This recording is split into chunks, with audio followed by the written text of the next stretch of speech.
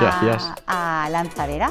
Muchas gracias por venir al podcast de Lanzadera. Estamos muy contentos de tenerte y queremos que nos cuentes, como emprendedor que tú eres, un poco tu experiencia y bueno, la verdad es que para lo joven que eres has tenido una experiencia bastante larga porque empezaste emprendiendo muy jovencito, ¿no? Joven, oye, me alegro, me has alegrado el día por Hombre, lo de joven. desde mi punto de vista, creo, joven. depende hasta por dónde cortes, pero no estoy seguro que la mayoría de emprendedores que hay en Lanzadera me llamarán joven. Yo creo que al contrario, dirían No, me refiero a que para la edad que tienes ya tienes una dilatada carrera. Esto lo compro, sí, son 17 años montando proyectos en Internet. En un entorno totalmente distinto hoy de cuando empezamos, porque existen cosas como esta, cuando empezamos no existían. ¿De qué año es Lanzadera? 2013. O sea, imagínate, yo empecé, mira, ya me puedo colgar una medalla, empecé 7 años antes de que existiera Lanzadera. O sea, al final ha cambiado muchísimo el entorno para emprender, especialmente desde España. O sea, hoy existen cosas como esta. A nivel de plataformas, el no-code ha explotado, el concepto solopreneur o el nómada digital, puedes montar proyectos ahí donde estés sin tener que montar un equipo, sin tener que aprender a programar. O sea, ha cambiado muchísimo el entorno y obviamente los que empezamos antes también hemos ido cambiando y esto es necesario, pero ha sido una aventura. Cuando empecé... ¿Qué edad tenías? 17, 18, como muchos de los que empiezan ahora. Solo que igual también le vas dando una importancia relativa a las cosas conforme te vas haciendo mayor. O sea, yo cuando empecé no dormía por un proyecto, por una decisión, la incertidumbre, cómo irá, y hoy no duermo si un hijo mío está malo. Si claro, un proyecto tal, pues yo qué sé, pues vendrán más. Pero al final también montar una familia te permite darle la importancia correcta a cada cosa, yo creo. Poner las cosas en su sitio. Pero bueno, la verdad es que es inevitable. Bueno, yo recuerdo perfectamente la entrevista con Andreu Buenafuente cuando siendo un niño... Hace 12 años de nada, o sea, hasta ahí, ayer explicabas todas tus peripecias cuando empezaste a montar con un colega la empresa iOS, que luego vendiste a Telefónica. Fue tu primer proyecto emprendedor, que estaba en la anécdota de la cuesta, vivíais lejos, bueno, relativamente cerca, pero había una cuesta que separaba vuestras casas. Es como una leyenda que está la señora de la curva y la cuesta. Pero es que hay gente que, o sea, también era otra época. Yo creo que hoy no nos movemos de casa por nada, pero en esa época había gente que se iba a mi pueblo a ver si existía. De repente la veían y era como un punto de frustración, en plan, vaya mierda, no es una historia de marketing, o sea, realmente existe. Verdad. Y realmente es que tampoco éramos tan buenos en marketing, o sea, a veces hay... No se te ha dado mal, en la comunicación, por lo menos, ¿no? Bueno, era a lo que yo me quería dedicar. Me estás alegrando la tarde entre lo de joven y que se... No, pero... Yo creo que la comunicación ha tenido un papel importante en tu carrera profesional. Yo te descubrí en la televisión. Enorme, y además es que yo me quería dedicar, yo quería estudiar periodismo y quería dedicarme a la radio. Además me enamoraba el concepto de la radio, y solo que por alguna razón me gustó la idea de aprender a programar para crearme mis propios videojuegos con 15 años, y ahí me enamoré de eso. Y después lo del emprendimiento vino después. O sea, yo empecé programando, quería crear cosas y me encantaba la idea de crear. Y un día me di cuenta que para poder emitir mi primera factura tenía que hacer unos pasos, que era darme de alta, montar una empresa, y lo hice, pero tampoco entendía muy bien cómo iba. O sea, yo me acuerdo la bronca de mi gestora, que sigue siendo hoy mi gestora. El primer trimestre me decía, me llama Flor, dice, Flor, o cariño, depende, es que me ve como un niño, o sea, no ha cambiado esto. Dice, Flor, pero ¿cómo habéis cobrado? Y yo, pues el cliente nos pagó con la factura que tú me diste, hice la factura con la plantilla de Word, y cuando me ingresó el dinero, pues me hice una transferencia y lo estoy usando. Y él, pero ¿cómo que te hice una transferencia? ¿Cómo qué? ¿En concepto de qué? Y dijo, no sé, me pagó, el dinero es mío, lo estoy... Y la, ¿pero qué dices? Es que eso no pero tienes que darte de alta como autónomo o hacer un contrato de trabajo. Y yo, pero ¿y esto cuesta dinero? Y ya, pero estás... Entonces tuvimos que, bueno... Hay mucho trabajo que hacer aquí, ¿no? Sí, y de repente me di cuenta que tenía que pagar no sé qué porcentaje. De lo que era una empresa, vamos. Sí, y ahí me di cuenta, fue mi primer trimestre como emprendedor y mi primera multa, me imagino, porque no me acuerdo, pero me tenían que multar, porque, o sea, me transferí el dinero y me lo gasté, igual era 1.000 euros, de facturación que hicimos ese trimestre, pero no me acuerdo, pero igual nos multaron ya. Y así fui aprendiendo a golpes. Hoy también hay más formación para emprender. En 2005 no había nada. Tampoco... Eras autodidacta, ¿no? Todos lo éramos, yo creo. Quizás los hijos, hijas de empresarios que lo habían hecho antes tenían un poco más de guía, pero el concepto de montar un proyecto solo o con un colega, que hoy es como lo normal, en ese momento la sensación era que era muy extraño todo. Porque nos decían, estáis montando una pyme, y yo, es que no sé lo que es una pyme. O sea, una sociedad limitada, tampoco lo entendía. Era como los estatutos, yo, es que no quiero ningún estatuto. O sea, al final hay cosas que son muy necesarias, especialmente para proyectos grandes, que nadie me malinterprete. Pero cuando empiezas, lo que quieres es dedicarte a lo tuyo, quieres crear algo y quieres hacerlo legalmente además. O sea, al final todo era porque no quería... O sea, ¿yo qué hacía con 1.000 euros en efectivo? Yo los quería para hacer cosas. Entonces, al final yo creo que poco a poco se ha ido preparando el entorno para que una persona pueda emprender, igual quedan pasos por dar todavía, pero está más preparado hoy que hace 20 años. Sí, seguro que sí. Pero bueno, cuéntanos un poco esa primera empresa, ya hemos hablado de que fue tu primer proyecto que creaste con un... Mi universidad, mi máster, mi... Ha sido tu máster, ¿no? De vida. Todo, bueno, si al final con 17 años no sabes de nada. Yo creo que tomamos muchas malas decisiones, algunas muy buenas. Una de las muy buenas fue cuando me busqué un jefe, porque al final... Buscaste un CEO, ¿no? Sí, porque me di cuenta que con 23 años no sabía de nada. O sea, cada día tenía que aprender algo que ese día tenía que hacer. Igual dije, igual podríamos crecer más rápido. O sea, igual resulta que no soy el mejor director del mundo, que nunca ha sido director antes para dirigir esto. Claro. Entonces buscamos a alguien que nos viniera a mandar, a dirigir, que tomara el timón. ¿Y cómo fue el encaje con esa figura?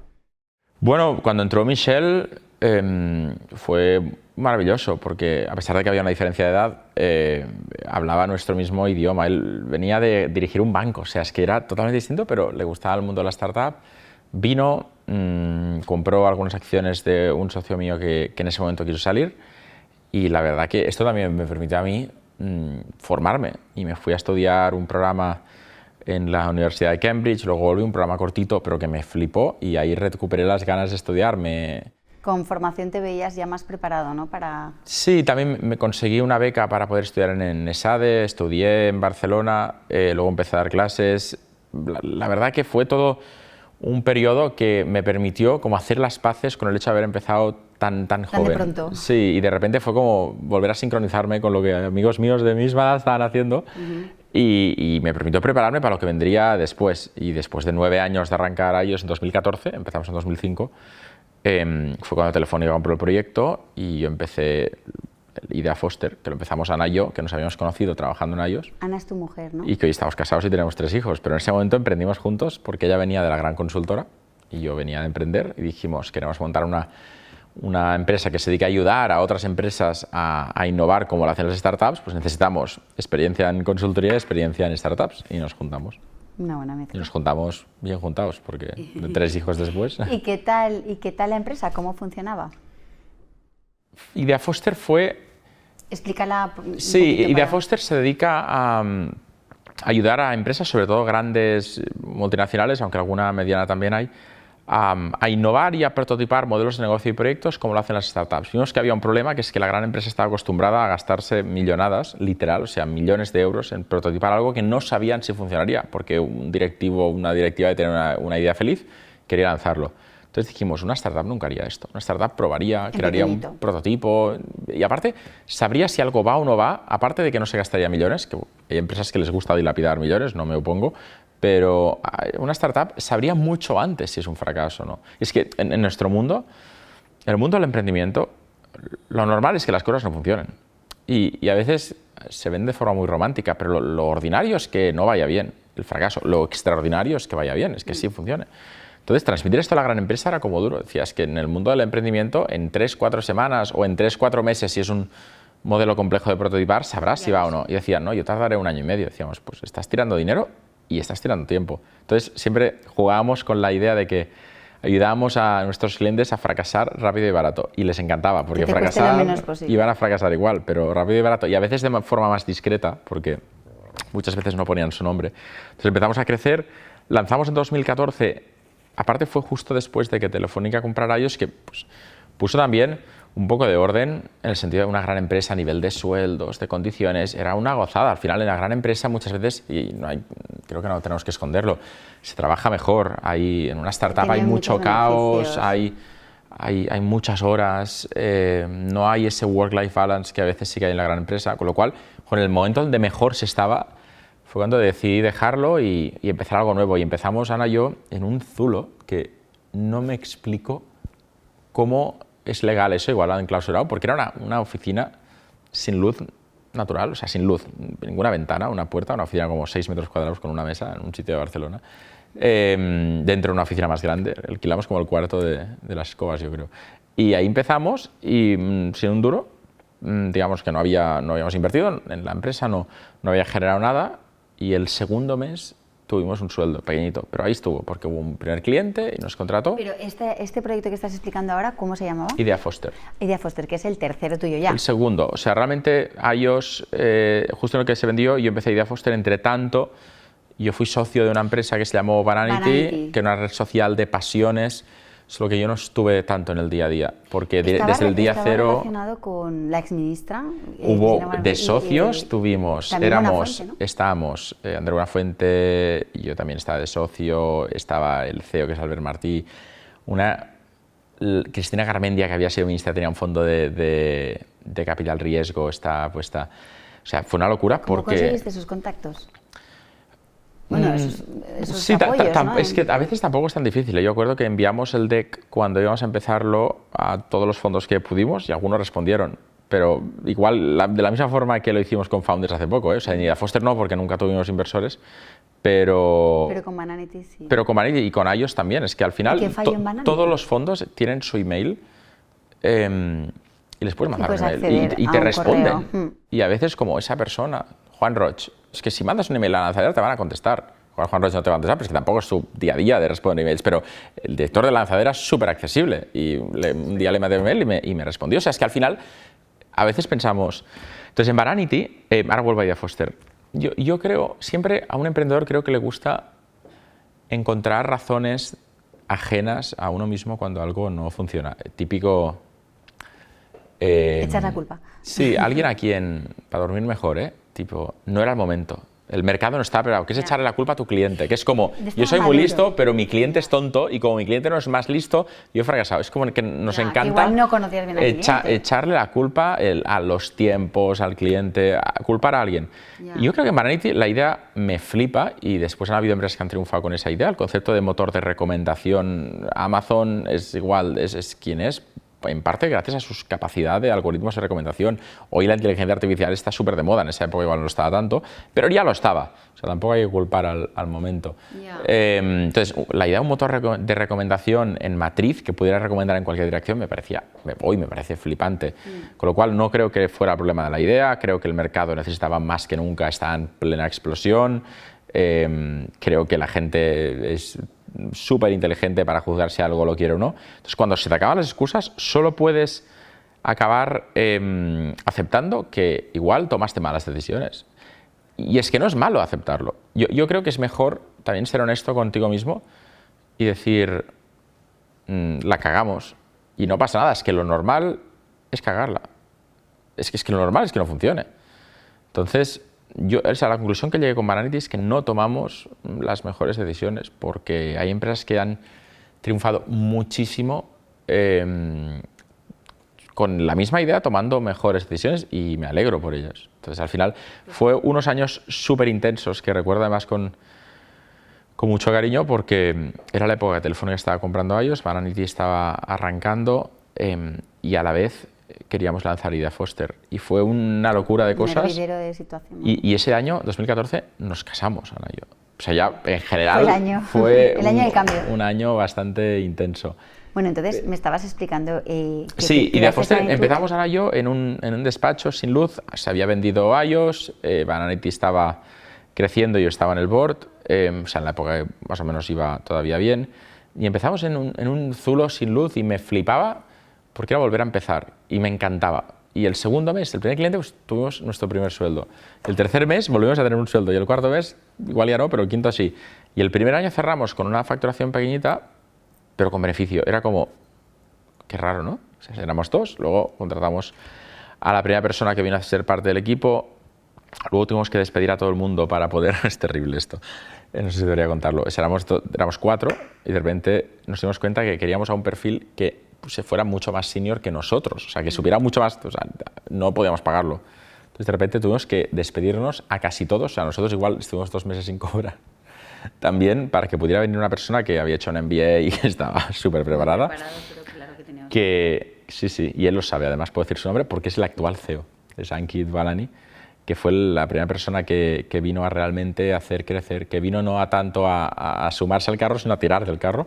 Y él vino, se puso a viajar desde el primer día, empezamos a tener clientes internacionales y empezó a crecer muchísimo hasta el punto de que en 2018 un fondo de inversión que era propietario de varias empresas para las que trabajamos nos quiso comprar.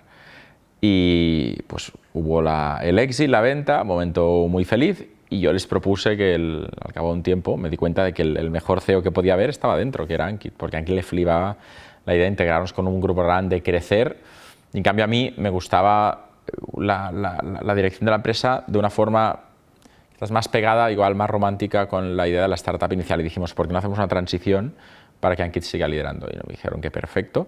¿Y tú te saliste? Y en 2020 salimos, Ana y yo, y quedó Ankit liderando la empresa. Y aparte, el cabrón, al primer año después de la pandemia, hizo el récord de beneficio y de facturación. Y yo digo, pero a ver, ten un poco de decencia, espérate 3 años, ¿no? Pues el primer... Disimula. O sea, disimula un poco, pues no tiene ningún tipo de vergüenza. O sea, el primer año, récord de beneficios y récord de facturación. Y yo pensando, qué poca vergüenza tiene la gente de hoy, ¿verdad? Pero tu cabeza ya estaba en algo nuevo, ¿no? No tanto. En 2020, de hecho, fue el primer año, teníamos 2 hijos todavía no había nacido el tercero, pero fue la primera vez desde que yo empecé en 2005 que dijimos, ¿qué queremos hacer? Y hasta entonces sí habían habido alegrías también económicas, penurias también, pero era como que parar no era una opción, era seguir, hacer cosas. Y de repente nos encontramos, Ana y yo, que tenemos 2 hijos, que estamos en una situación súper privilegiada, que a veces se habla poco, pero joder, si te has vendido una empresa y te han dado un dinero, es un privilegio, y con 30 años es un privilegio muy grande, y con 2 hijos te ayuda a centrar la cabeza para no tomar decisiones muy cortoplacistas, que esto también me ayudó, esto llegara cuando llegó. Claro, porque si no dices, voy a viajar por el mundo. Bueno, es lo que hicimos, o sea, igual viajamos por el mundo, pero con niños, pero el impulso que tiene un emprendedor, que no lo juzgo, hay gente que lo hace y me parece todo bien. Al final, si alguien se ha ganado un dinero, que se lo gaste como le dé la gana y pulgar arriba todo. Pero a veces un emprendedor lo primero que hace es comprarse un cochazo y no sé qué y tal. Y nosotros compramos un coche, una furgo para llevar a todos los niños. O sea, es que al final era otro tipo de momento vital, y nos fuimos a viajar por el mundo, pero dijimos que nos tomaríamos 4 meses de pausa para hacer un viaje, una vuelta al mundo con los niños, obviamente. Y salimos y vino la pandemia y nos quedamos encerrados en Nueva Zelanda, encerrados en el nivel de que no habían aviones y se habían cerrado las fronteras. Y bueno, fue una aventura que en el fondo, dentro de lo que podría haber pasado, fue muy buena, porque Nueva Zelanda además la ley marcial, lo que aquí pues el lockdown, el confinamiento, te permitían salir de casa, no coger el coche pero sí caminar, y el Airbnb que teníamos estaba en la naturaleza, o sea que cada día teníamos el privilegio de poder salir a pasear por la naturaleza con los niños. Que por para la ellos, naturaleza de Nueva Zelanda. Sí, el bosque era... A ver, Nueva Zelanda es muchos países en uno, pero donde estábamos era muy verde, bosque y demás, con lo cual fue bastante chulo. Había vecinos con los que no podías acercarte a menos de 3 metros y se respetaba a rajatabla, pero nos hablábamos a gritos. Que igual no sé si los virus viajaban, pero pues yo qué sé, del otro lado de la calle. Y la gente era súper respetuosa, porque si ibas en un camino del bosque y venía alguien, se esperaba al otro lado del camino. Pues al llevar niños nos daban como prioridad. A veces, si estábamos muy cerca, nos esperábamos nosotros, pero a veces reculaban porque no había espacio para poder... Y en ese barrio todo el mundo sabía, éramos los únicos extranjeros, todo el mundo sabía que éramos de España, y nos preguntaban mucho, porque cada día España salía por la tele Nueva Zelanda, porque éramos el país más afectado de la pandemia. Primero salía Italia, después España.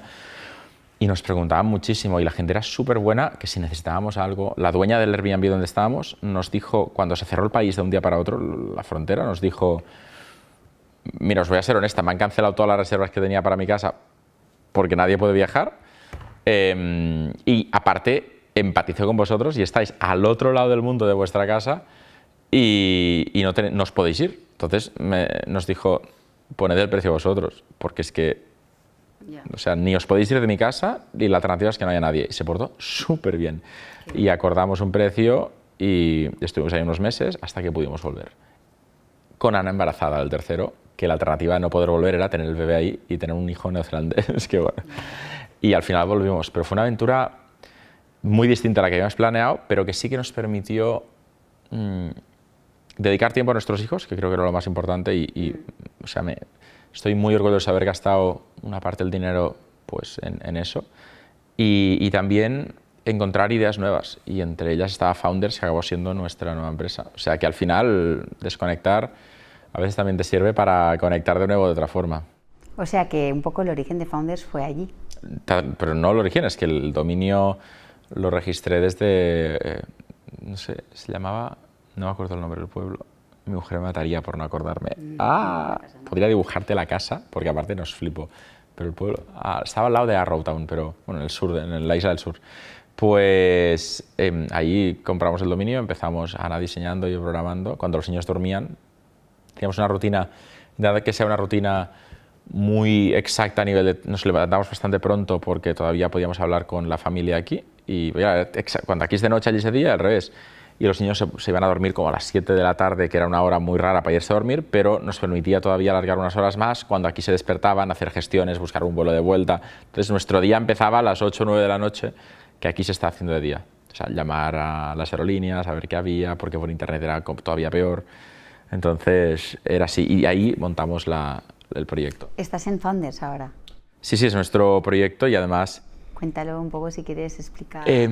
Founders, ahora te cuento el proyecto, pero como emprendedor es lo más parecido a volver a tener 20 años, y me encanta, porque pues desde 2010 que iOS ya era una empresa que éramos 30 o 40 personas. Idea Foster fue una experiencia bastante diferente porque era más consultoría y éramos un equipo que iba creciendo cuando había dinero para contratar a alguien. O sea, siempre estuvo en beneficio. Pero hacía 15 años que yo no montaba una empresa buscando inversión y demás. Fue una perspectiva distinta, pero Founders nació con un grupo o sea, empezó a crecer realmente, nació en Nueva Zelanda, pero al cabo de poquito se sumó un inversor que se llama Orion Universal, que se sumó desde el día cero. Hicimos una ronda de inversión de 400.000 euros más o menos, que los primeros 100.000 los pusimos Ana y yo, y los otros 300.000 un grupo de inversores que vino, y empezamos a buscar la fórmula que permitiera que funcionara, y encontramos una muy concreta. Nosotros hacemos formación, hacemos educación, pero vimos que había un gap, un espacio muy interesante de explotar, que era el espacio que había entre la mal llamada educación digital, porque si no se puede certificar un aprendizaje no debería llamarse educación. Es decir, si yo hago un curso online que se basa en que yo veo unos vídeos, el diploma que me den al final no debería tener mucho valor, porque ese diploma puede decir que yo he visto unos vídeos, pero no que sé de algo, porque de hecho puedo pulsar play, cambiar de pestaña y jugar al Modern Warfare, un juego. Entonces, aquí hay un extremo. En el otro extremo están las escuelas de negocio chulas, EDEM y las otras. Habrá otras, pero habrá otras, pero al final son escuelas de negocio que dan la mejor experiencia educativa, porque tienen a todo el mundo en una clase, aunque estén en remoto, pero hay ese espíritu de comunidad y demás. Y vimos que había un espacio de intentar, con mucha tecnología, poder hacer programas de educación que tuvieran el precio de los digitales, barato, accesible para todo el mundo, pero a la vez que tuvieran un componente de colaborar, de contribuir, tener un grupo de alumnos, de encontrarse aunque no hubiera un campus físico, de trabajar juntos y de poder certificar el aprendizaje. Y ahí nació Founders. Y primero creamos el modelo, el concepto, y en marzo de este año, de 2022, lanzamos nuestro primer programa educativo, que lo llamamos Blockchain y Negocio, que era un programa de cómo el mundo blockchain se podía implementar en el mundo de la empresa, blockchain y negocio. Y lo lanzamos con Binance, que es la empresa más grande del mundo blockchain. Y fue una locura porque lanzamos siendo el partner más pequeño, yo creo, de Binance en el mundo, porque teníamos 0 alumnos en ese momento, estábamos arrancando. Y hoy creo que somos el más grande, o de los más grandes, porque en nuestro programa han pasado unos 1.300 alumnos y estamos a punto de lanzarlo de forma internacional. O sea que realmente ha sido un viaje muy loco, pero a la vez muy bonito, de volver a crear una empresa de producto, que yo lo echaba de menos en el mundo tecnológico, y además de un mundo que a mí empezó sin atraerme, que era la educación, hasta que un día encontré el catch cuando empecé otra vez a formarme con 20 y tantos años y acabé pues viviendo en primera persona como profe de algunas escuelas de negocio, pero creía que había un espacio interesante. Y en paralelo hemos lanzado programas nuevos de emprendimiento, lo que llamamos el MB, que nos hemos inventado el concepto, y ahora estamos a punto de hacer uno de ciberseguridad y demás. Y el objetivo es grande. ¿Crees que esta será tu última empresa? La última no lo sé. O sea, ¿te ves volviendo a lanzar un proyecto nuevo? O sea, la última no lo sé. Si me muero, o sea, si me mata... Sí, no, supongo, porque es que independientemente del resultado... Pero tú sientes esa necesidad de volver a emprender. ¿Crees que, o sea, te consideras un emprendedor en serie? Es que es lo único que sé hacer. O sea, siendo honesto, bueno, hago otras cosas, pero no sé si me harían suficientemente bien como para dedicarme. O sea, sé programar, pero tan bien como para dedicarme a ello, igual no sé cocinar. ¿Podría alguien pagarme? No, segurísimo que no. Bueno, pero has lanzado ya muchas. Sí, pero es lo único... ¿Has hecho ese análisis antes de lanzar todas las anteriores? No, pero es que al final yo creo que es más sencillo visto desde dentro porque es que tampoco sé hacer otra cosa. Sé lanzar proyectos, yo creo que con el tiempo he ido aprendiendo a... ¿Te atrae el metaverso? Mucho, de hecho nuestro campus está en el metaverso y la inteligencia artificial, la generación de textos, imágenes, el arte, o sea, hay muchos temas que me apasionan. Pero si será la última empresa, no lo sé. O sea, nunca tienen fecha de caducidad. Igual Founders acaba siendo un tipo de empresa que dentro de 20 años sigo liderando y no me sabría mal. De hecho, me gustaría, solo que también yo creo que hay que saber desprenderse de los cargos cuando igual no eres la mejor persona para hacer algo. Y esto me encuentro que a veces hay emprendedores que llaman a su empresa su bebé, que les cuesta desprenderse.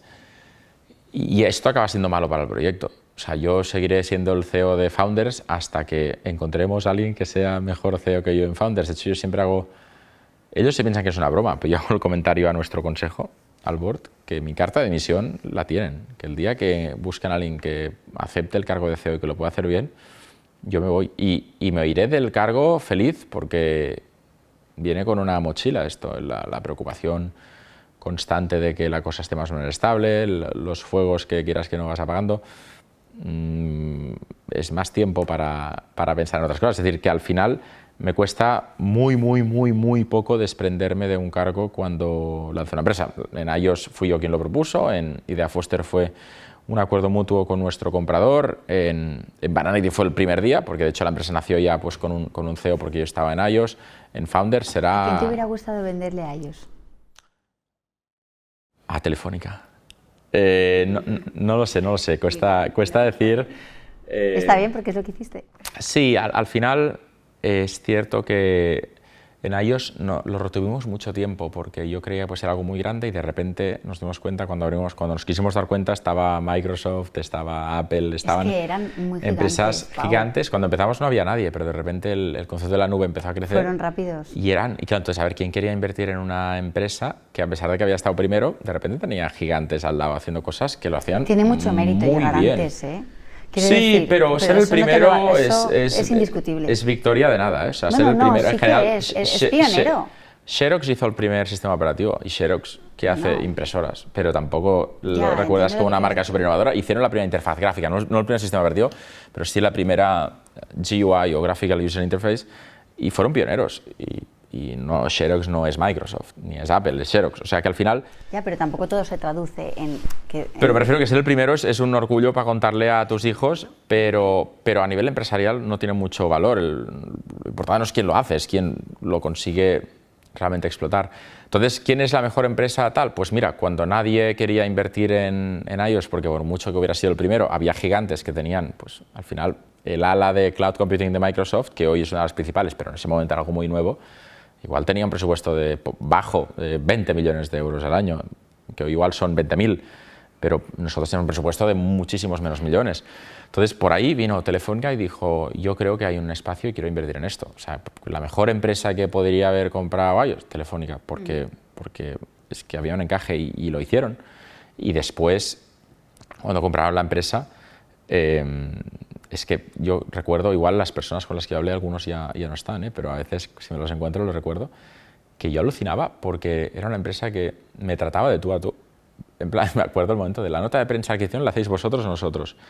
Y dije, no sé, nosotros tenemos a una persona de prensa que es... Tú tienes un gabinete de comunicación. Sí, digo, en nuestro caso es Jordi, que es quien Jordi lo hace. ahí con el bolivic preparado. Jordi, que es ingeniero y es periodista, con lo cual a veces... A ver, tiene una buena formación, ¿eh? Sí, pero a veces tenía el sombrero de periodista, digo, la mitad del tiempo la dedicaba a tal, y digo, si quieres la hacemos nosotros. Digo, igual Telefónica tiene más gente de prensa. Pero lánzala tú. Sí, y nos dijeron, no, pues vosotros. Y al final no sé si la hizo Jordi o alguien suyo, pero era maravilloso ver que a pesar del gigante que era y que es, te trataban de tú a tú y te hablaban con mucho respeto como empresa y demás, y era brutal. O sea, no te sentías ninguneado por una gran corporación, ¿no? Cero, y además que ellos eran conscientes que habían entrado en un momento difícil cuando nos costaba conseguir financiación para seguir creciendo, algo que nunca nos había pasado, porque siempre había el problema al revés, que la gente quería invertir en esta tecnología de futuro. Pues a pesar de eso, era una conversación como si hablara con otro emprendedor de mi edad, pero estaba hablando con el CEO o el director general o gente muy importante en una multinacional, y era, al contrario, todo facilidades. Pau, para ti como emprendedor, ¿cuál es el principal problema que has tenido? Es decir, ¿qué es lo que te ha resultado más difícil? No un problema, sino lo que te ha resultado más difícil. No sé, la gestión de las personas o el liderar un equipo. La comunicación veo que no, porque sé que no. Pero, por ejemplo, levantar financiación, convencer. ¿Cuál es el principal pain que tú has tenido? Pues muchísimos, y dependiendo del momento de cada empresa. O sea, al principio, ¿No siempre ha sido el mismo, entonces? No, al principio la gestión de las personas es complicada, porque al final una startup cuando empieza tiene el dinero que tiene y enamorar al talento es difícil. El talento está allá afuera, pero que se enamore de tu proyecto es difícil, sobre todo cuando no puedes compensarle de la forma en que se merecen, porque al final cuando arrancas tienes los recursos que tienes. Entonces esto es difícil. Cuando ya tienes más recursos, retener al talento también es difícil. El crecimiento. Nunca he sido una persona especialmente movida por lo financiero, es decir, nunca ha sido la... ¿No te han obsesionado los números tampoco? No, en general siempre ponía a las personas por delante de los números. Hablo en pasado porque era más la época quizás de Idea Foster donde yo llevaba esta parte, pero al final no me obsesionaba, y es cierto que si lo mirabas desde el punto de optimización se podía optimizar mucho, pero tampoco me preocupaba. O sea, preguntas como ¿cuánto vais a facturar este trimestre? Mi respuesta, no estoy seguro, y esto ponía nervioso a la gente. Decía, es que no lo sé, porque depende de esto, de otro. ¿Pero cuánto crees? Yo digo, pues que me lo inventaría. Entonces, bueno, dale un porcentaje de posibilidades. Yo decía, no lo sé, porque un proyecto no sale al 80%, o sale al 100 o sale al 0. Es decir, si le das un 80% que va a funcionar, significa que de cada 100 veces que lo intentes, 80 vas a tener el 100% del proyecto y 20 vas a tener el 0. Entonces, darle un 80 en los libros me parece una cosa extraña, pero es lo que se hace en las empresas, pero a mí me costaba, entonces ponía 0. Entonces se cabreaban, ¿no? ¿Pero por qué has puesto 0? Si al final lo habéis cerrado era más de 0. Y yo, bueno, pero el momento que me lo pedisteis era 0, no había nada, no estaba firmado, con lo cual 0. Entonces, las finanzas quizás no soy el más adecuado, pero problemas, la incertidumbre, la gestión. Y después también el aprender a desprenderme. No digo que sea un problema, pero a veces ahora, por ejemplo, he hablado con muchos inversores en la época de Founders y me han preguntado ¿cuál es tu compromiso con Founders? Y yo siempre he dicho, económico es el máximo. O sea, yo estoy invertido en Founders. Fui el primer inversor hasta hace poquito y era el principal inversor que más había invertido económicamente. Pero al final también es cierto, y creo que no hay que esconderlo, que mi primera prioridad absoluta es la familia. Y creo que debería ser así. Porque si es sano. Cuando alguien tiene una familia y lo deja todo para emprender un proyecto y se olvida de dónde viene y la familia, creo que es malo. Y yo siempre he sido transparente con esto, y hay inversores que lo aprecian mucho, y Ana también, y creo que es bueno. ¿Te sirve como respuesta? Sí, vale. Claro, por supuesto. La verdad que sí, porque me has desgranado casi cada punto por punto. Has tenido momentos mejores y peores en las empresas, pero es verdad que has tenido reconocimiento. Un montón. ¿Recibiste el premio Impulsa de la mano de la Fundación Princesa de Girona? Sí, hace el primer año. Fue quizás, yo creo que el premio más importante que he recibido, con el permiso de lo de Innovador del Año de la publicación del MIT, pero sí que es cierto que fue un premio muy especial porque era el primer año, era un premio nuevo con lo cual yo no era consciente de la relevancia que tendría. Yo conocía la Fundación Princesa de Asturias y sabía que era otra que se llama Princesa de Girona. Perdón, era Príncipe de Asturias y Princesa de Girona, claro. En ese momento ahora han cambiado el... Pero no entendía el impacto que podía tener y de repente me encontré el día de recibir el premio, yo con 23 o 24 años, en un escenario que eran 1000 personas, o no sé, igual eran 500, pero yo me parecía que era el estadio del Camp Nou entero. Se hizo gigantesco. Pero es que había presidentes, ministros, los reyes, en ese momento los príncipes, hoy los reyes, un montón de invitados. O sea, el IBEX, de repente yo veía gente, oh, ¿qué tal? Me ha encantado, y yo, oh, un placer. Decía, soy el presidente, no sé qué, yo, pero si llevo intentando trabajar con vuestra empresa 1000 años y no lo hemos conseguido. O sea, fue una locura y también era algo muy, muy nuevo para mí. De hecho, en las fotos han ido, los años que han pasado los premios premiados han ido entendiendo qué es el dress code. Yo fui mal vestido a ese premio y todavía... Sí, pero es que tampoco era consciente. O sea, yo no era, este era un mundo nuevo para mí, no conocía a nadie y tal. Tuve la suerte que el director de protocolo, que era Alfredo Martínez, que hoy creo que está en Canadá, es el embajador de España en Canadá, en ese momento estaba en la parte de protocolo, me hizo un tour rapidísimo y me dijo, a ver, Pau, esto es así, esto es así, esto es así. Y yo, vale, y más o menos lo hice bien, no me equivoqué, pero en la parte de protocolo de recibir el premio. Y después siempre que nos veíamos nos reíamos de eso. Pero para mí quizás ha sido el premio más especial porque además la fundación ha ido creciendo mucho. Todavía hoy estoy en lo que necesitan, soy el premio que se ofrece y los premiados, hay un grupo de premiados de todos los años que es como una familia. Y es muy bueno, pero aparte son gente que venimos de ramas muy distintas. Hay ciencia, arte, letras, o sea, son un montón de disciplinas distintas y a veces no sería, pues yo qué sé, un emprendedor que piensa en números, algo con un científico que hace no sé qué, con alguien, con una, ¿sabes? Con Leticia, que es violinista, que ha ganado todos los premios de violín que se pueden ganar. O sea, al final somos una familia que nos alegramos del éxito ajeno. Y esto es algo que es poco habitual en España y creo que debería replicarse bastante en otros entornos. A mí me encantaría que en la graduación de hoy hubiera un grupo de WhatsApp, me sirve, de cada clase, que celebren de forma honesta los éxitos del otro. Porque esto es algo que de momento yo hasta hoy he encontrado aquí, en este grupo de WhatsApp y después en las quedadas que nos vemos varias veces al año. Pero es brutal porque cada uno explica sus cosas. He conseguido esto, se ha vendido la empresa, hemos conseguido la aprobación de no sé qué regulador para vender un medicamento nuevo, voy a hacer un concierto delante de los reyes de Holanda.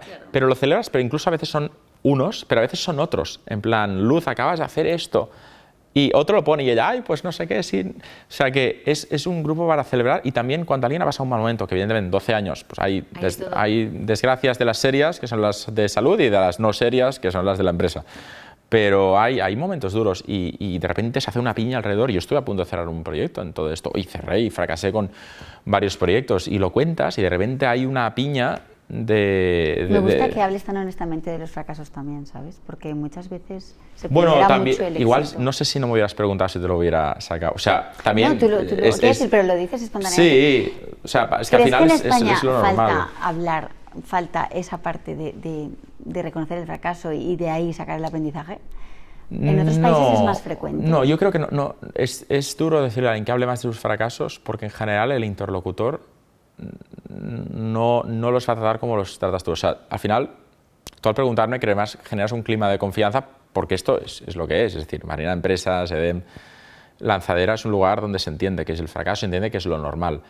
Fuera de aquí, si sales a ese tipo que está a punto de tirarse el muelle y le vas y le preguntas, ¿se va a tirar o no? No va a haber tiro, creo. Bueno, pues ya, por eso mira, ojo, se está quitando los zapatos, Ah, pues igual se tira, Ah, no, mira, se ha sentado con las piernas colgando, pero momento, vale. Si vamos y le preguntamos qué opina de si ha fracasado alguna vez o que te hable de sus fracasos, a no ser que sea americano, que es una excepción extraña, no le va a gustar hablarte a un desconocido de sus fracasos. O sea, los fracasos duelen y has perdido dinero, relaciones, a veces amistades, porque es muy duro. Si has montado un proyecto con un amigo, cuando va mal, afecta distinto a cada uno. ¿Y con la pareja no es peligroso? Sí, supongo. O sea, es que yo creo que hay un momento en la vida donde si vas a dedicarte a emprender en serie, que tarde o temprano vas a encontrar una persona con la que puedes vivir cualquier momento profesional que os encajáis muy bien. Y yo lo encontré en 2013, que es Ana, y hemos seguido emprendiendo hasta hoy, pero no buscaba encontrar a esa persona. Hablo del plano profesional. O sea, hemos pasado momentos duros, hemos cerrado proyectos, hemos abierto otros. No recuerdo una discusión profesional en estos años. Y con mis socios anteriores siempre habían habido discusiones profesionales. Con Ana, creo que han habido 0. Momentos duros, cerramos, pues haremos otra cosa. Va bien, nos vendemos. Y de repente sí, igual esperamos más y valemos más y ganamos más dinero. O igual esperamos más y no valemos nada y perdemos todo. Pues ¿qué? ¿Va así o no? Pues va así. O sea, ni una. Y esto lo acabas encontrando. Y hay veces que es una persona en quien tienes más contacto en tu vida personal o te casas y tienes hijos, y hay veces que absolutamente no. Incluso a veces no hay ni una amistad en el sentido personal, que es un respeto profundo, quieres muchísimo a esta persona, pero el fin de semana cada uno tiene su vida. Y no hay que forzar las cosas. Con lo cual puede pasar. Y los fracasos, pues hay veces que te hacen romper o perder relaciones, y a mí me ha pasado antes de Ana. Entonces, me dices que hablo de los fracasos, tampoco creo que sea una medalla que me pueda colgar. Hablo de los fracasos cuando me preguntan y no tengo problema en esconderlos, pero es doloroso recordar y revivir fracasos. Y aparte también es muy cómodo hablar de fracasos en algunos momentos. O sea, hablar de fracasos cuando te ha ido bien en general, o sea, la suma sale positiva, es cómodo, porque, bueno, pues tienes ahí la tirita puesta, ¿sabes? O sea, un ejemplo muy tonto, pero cuando escribí un artículo de esto, tampoco te revelo nada, pero cuando se vendió o vendimos Idea Foster, yo me acuerdo de me estaba llamando el director de la oficina, porque de repente los bancos se preocupan por ti cuando hay dinero, ¿eh? Un mensaje con mucho cariño a los bancos, pero es cierto que nunca me había llamado y de repente me llamaba cada semana. Y que a ver qué hacemos con ese dinero. Yo, pues nada, ya está ahí, ya lo pensaré. Claro, era un momento que la inflación era al 0%, estaba en negativo, o sea, era 2018, era otro mundo, ¿eh? 2022. Totalmente. Y le dije, ya está, quiero cancelar la hipoteca de mi casa. Y él decía, ni de broma, tienes una hipoteca al 1% o variable, era al 0 y pico. Y yo decía, sí, pero es lo que quiero. Y él me decía, y le agradezco la confianza, me decía, es el peor error de tu vida, porque el dinero es gratis, úsalo, el dinero no, es que no pagas nada, paga un 0 y pico % pagado de hipoteca. Decía, ya, pero es lo que quiero hacer. Y al final me acabé enfadando, no me creía, y decía, a ver, cancela la hipoteca, o sea, que te mando un burofax y quiero cancelar la hipoteca, o sea, es que no. Al final la canceló, pero es que para mí, y mirando a mis padres, pues lo que habían hecho, yo, pues, ¿sabes? Era como que cuando acababas de pagar la hipoteca antes se celebraba, y era más a los 50 que a los 30, en una época donde se acababan de pagar las hipotecas. Hoy mi generación no hay viso de acabarla de pagar, nunca. Entonces, poder celebrar eso a los 30 para mí era esto el éxito. Es decir, pues era una cosa que me hacía mucha ilusión. Te quitas una buena mochila. Nos construimos nuestra casa en un terreno con la hipoteca al máximo que nos habían dado en ese momento en el banco, y teníamos 2 hijos, y para mí era como, ¡buah! Esto es el poder vivir y saber que esto lo hemos conseguido, es más éxito que no invertir el dinero y ganar el triple. Para mí, en ese momento, era eso. Y me acuerdo que el director de la oficina me decía que era un error y que el dinero era gratis al 0%, y hoy lo entiendo. Hoy con la inflación al 10%, pienso, joder, si me hubiera quedado el dinero, ahora se lo vendería al banco más caro. Tendría la hipoteca al 1% y se lo vendería al 4 o al 3. O sea que realmente tenía razón. Porque los financieros saben pensar más que los que no lo somos. Pero para mí eso era el éxito. Y hay veces que nos empeñamos en pensar que el éxito es un Ferrari o mucha liquidez, ver una cifra muy abultada en el banco. Y depende, para alguien sí que lo será, para alguien no. Para mí era tener un plano tranquilo en lo personal, y de cara a mis hijos, pues saber que si todo va mal, eso lo van a tener. Y es lo que decidí. Y no creo que mi decisión fuera peor. Luego de haber invertido todo en Bitcoin en ese momento, en 2022 hubiera tenido no sé cuántos millones. Hoy, en 2021, hoy igual tendría menos, es que no lo sé, pero es que si llego a haber invertido, me da igual. ¿Sabes? O sea, no he mirado cómo ha ido ese momento. La empresa la vendimos en dólares. Si llegamos a mantener los dólares, hoy tendríamos un 25% más de dinero. Lo convertía a euros porque la hipoteca estaba en euros. Es que nunca sabes. Pero da igual, al final las decisiones están tomadas. ¿A ti nunca te ha dado por irte a Estados Unidos? Sí, muchas veces, pero una semanita. Pero a vivir, ¿no? ¿A emprender allí? Es que no me atrae Sobre nada. Todo cuando eras más joven. Cuando en las ahora me has hablado como alguien mayor. Bien, ya. No, en la sí, he ido muchas veces, en los días necesarios que tengo que estar, luego me voy a mí no me puedo, porque sí que es cierto que hay un paraíso para emprender, pero es un país donde no me siento, o sea, me siento muy, muy poco cómodo. Desde la entrada hasta la salida me siento extremadamente incómodo, de hecho.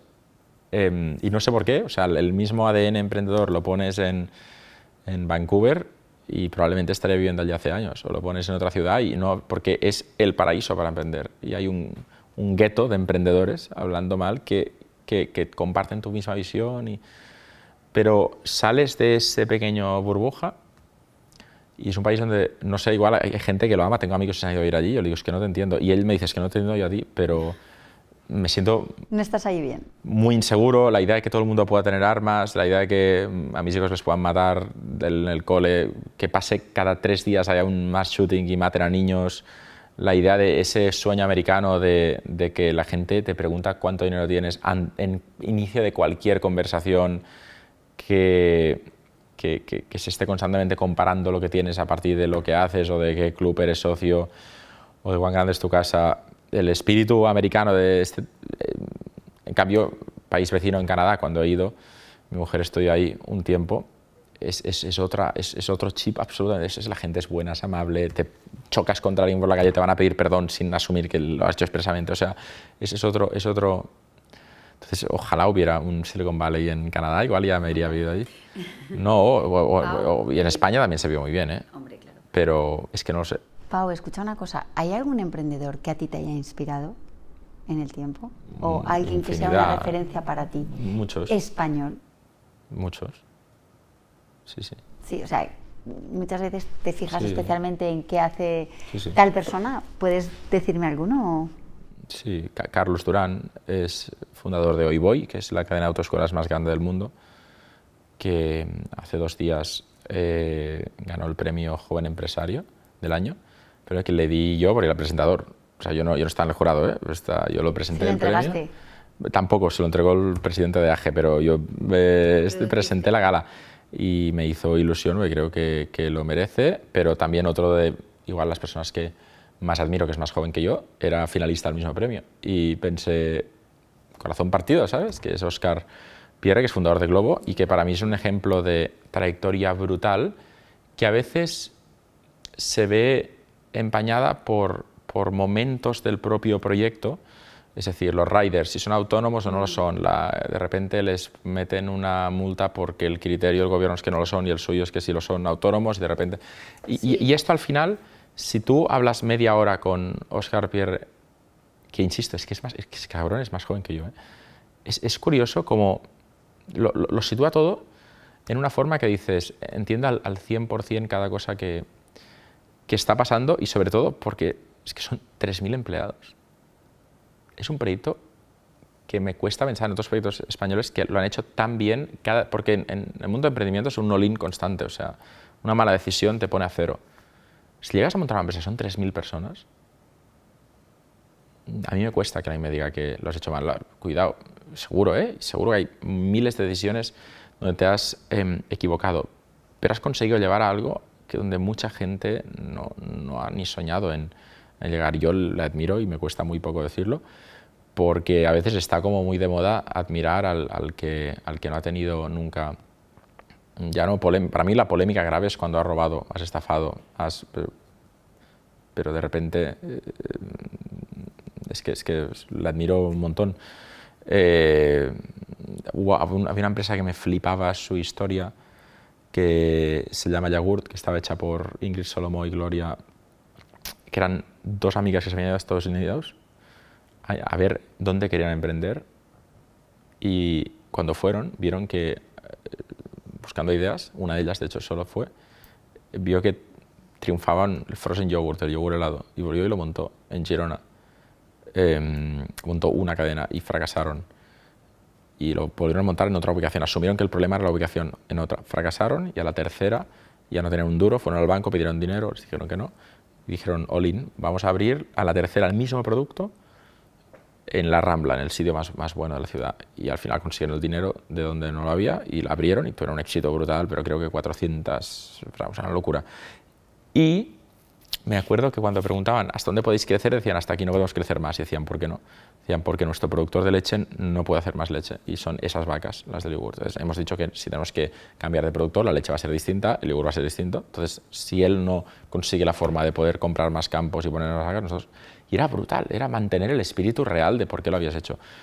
Entonces podría seguir, ¿eh? O sea, hay mucha gente que me inspira en el día a día, el fundador de Cuideo, se llama Adrià Uzón, que han hecho un proyecto que está por toda España, que facturan un montón de millones, y tú lo ves, en plan, también tiene 3 hijos, tiene 2 gemelas, y el tío, o sea, va con una tranquilidad por la vida. Se facturan 80 millones, o igual son 80, pero, no sé, pero muchos millones, y tienen beneficios, les va muy bien, se llegan a cuidar a la gente mayor. Y él dice, si le preguntas a Adrià, ¿de qué estás más orgulloso? Dice de que en un mundo donde todo el mundo usa dinero negro, nosotros, la cifra que siempre dicen son los millones que han pagado la Seguridad Social en cuotas que nunca se habrían pagado, porque cuando vas a buscar a alguien que cuide a una persona mayor, el mercado en España, no sé si es un tema cultural o no, la mayoría de veces se hace negro. Y él dice, pues nosotros, al final, todo el mundo que trabaja aquí, la mayoría de personas que cuidan, que son en su grandísima mayoría, creo, o todas, no lo sé, porque él habla de cuidadoras, con lo cual supongo que todas son mujeres, la gran mayoría, en edad en la franja donde es más difícil conseguir un empleo de España, que no es a los 20, es a los 45, 50, 55. Eso es el grueso de su plantilla o de la gente que cuida a los mayores. Entonces él dice, el KPI, no sé si son 50 millones, 70 millones, dice, estas cuotas nunca se habrían pagado, porque toda esta gente cobraría en negro, entonces no tendría jubilación o tal. Entonces a mí esto me parece que flipo, ¿sabes? Cuando veo a alguien que hace esto. Pues sí. Y le conocí a Adrià en un premio donde estábamos los dos finalistas, éramos 3, y ninguno de los dos lo ganó. Lo ganó Esterri Peña, que era joven relevante, y lo ganó Esterri Peña, que es fundador de Fit Planet, que es una empresa que se dedica a recoger plástico del mar y hacer ropa deportiva. Y a Esterri también lo admiro, pero me refiero que fue divertido porque ahí conocí a Adrià Uzón, que para mí hace la cosa más espectacular. Y nos ganó Esterri, que es un chaval que tiene 20 años. ¡Qué rabia, O sea, nosotros... Estos jóvenes. Y aparte el premio se llama Joven Relevante, ¿vale? Aquí hay 2 que entre los 2 tenemos 6 hijos y ahí... O sea, yo hubiera votado a Esterri. Ya te viste tu momento de joven. Ya, total. Yo cuando me presentaba un premio, porque dicen, no, pues hasta los 40 te puedes presentar. Y yo, bueno, pero no sé, yo no me lo daría a mí mismo el premio de joven, no sé qué. Muy bien, Pau. Pues estoy segura de que vas a seguir emprendiendo.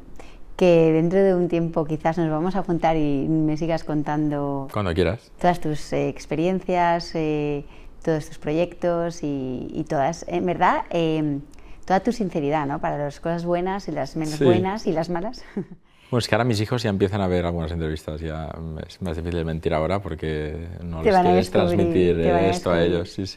Pues bueno, mil gracias por haber venido al podcast de Lanzadera. Ha sido un gusto tenerte aquí y espero que nos volvamos a encontrar. Es un placer y además aprecio mucho que me queráis, pues que me invitéis, porque en el fondo, aunque claramente no somos competidores, pero Founders hace un tema de formación y me ha invitado también Edem.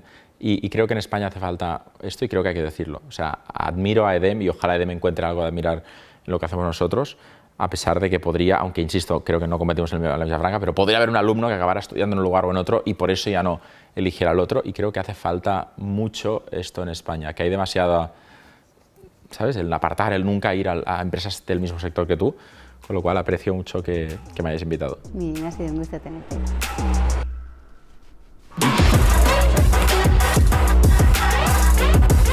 Os esperamos en el próximo podcast y os prometo un montón de contenidos interesantes de la mano de gente muy, muy top. No os perdáis el próximo podcast de Lanzadera.